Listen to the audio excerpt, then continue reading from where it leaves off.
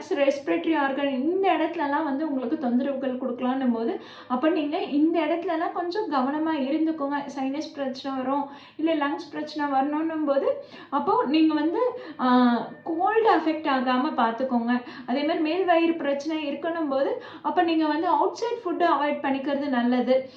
அதே மாதிரி பார்த்தீங்கன்னா துலாம் ராசினருக்கு தன்னுடைய பிள்ளைகளால் வந்து சின்ன சின்ன தொந்தரவுகள் ஏற்படக்கூடும். ஏன்னா உங்களுக்கு 5ஆம் இடத்துல ராகு இருக்கிறாருன்னும் போது பார்த்தீங்கன்னா உங்களுக்கு வந்து தேவையில்லாத மன சஞ்சலத்தை ஏற்படுத்தி கொடுக்கும். அடடா இந்த பசங்கனை இப்படி பண்ணுதே அப்படின்ற ஒரு மன சஞ்சலத்தை ஏற்படுத்தி கொடுக்கும். இந்த நேரத்தில் நீங்கள் குலதெய்வ வழிபாடு பண்ணுறது உங்களுக்கு நல்ல பலன்களை கொடுக்கணும். அதனால நீங்கள் வந்து குலதெய்வத்தை யாரெல்லாம் வழிபாடு பண்ணிட்டு வரீங்களோ அவங்கள கண்டிப்பாக இந்த காலகட்டத்தில் திரும்பவும் போயிட்டு வாங்க. உங்களுடைய குலதெய்வ அனுகிரகம் உங்களுக்கு நல்ல ஃபேவரட்டிசமாக இருக்கணும், செயல்படணுன்றதுக்காக நீங்கள் உங்கள் குலதெய்வத்தை நினச்சி நீங்கள் வீட்டிலே கூட விளக்கேற்றிட்டு வரலாம்.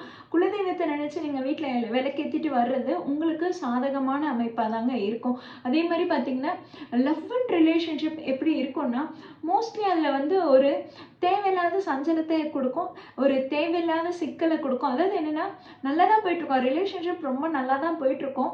இருந்தாலும் பார்த்தீங்கன்னா ஒரு காசிப் பேசியோ இல்லை ஓவர் பொசசிவ் ஆகியோ அதனால் ஒரு சிக்கல் வர்றது, அதனால் வந்து மிஸ் அண்டர்ஸ்டாண்டிங்ஸ் வரக்கூடிய காலகட்டமாக இருக்குது. ஸோ துலாம் ராசினர் லவ் அண்ட் ரிலேஷன்ஷிப்பில் ரொம்ப லிமிட்டாக இருந்துக்கிறது நல்லது.